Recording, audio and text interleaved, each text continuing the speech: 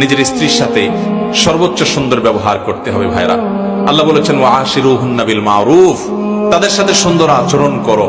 আমাদের অনেক ভাইরা আছেন বাহিরে অনেক ভালো, কাস্টমারের সাথে ভালো, ক্লায়েন্টের সাথে ভালো, পরিচিত অপরিচিত মানুষের সাথে ভালো, কিন্তু নিজের স্ত্রীর সাথে যাহা তা আচরণ, বদরাগ আছে না নাই?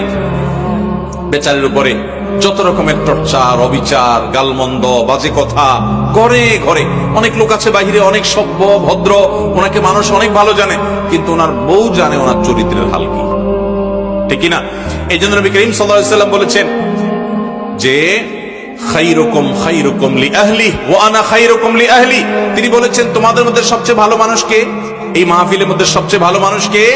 যে তার পরিবারের কাছে, কোন কোন হাদিস তিনি স্ত্রীকে নির্দিষ্ট করে বলে দিয়েছেন যে তার স্ত্রীর কাছে ভালো। অর্থাৎ স্ত্রী যদি বলে দিল থেকে যে আমার সাহেব, আমার স্বামী ওনার মতো মানুষ হয় না, উনি আসলে একজন অমায়িক ভালো মানুষ, এই সার্টিফিকেট যদি বউয়ের কাছ থেকে নিতে পারেন তো আল্লাহর কাছেও আপনি ভালো। নিতে পারবেন সবাই?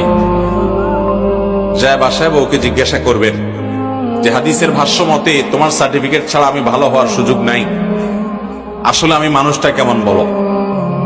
যদি বউ হেসে দেয় পিক করে, তাহলে বুঝবেন যে কাহিনী ভিন্ন।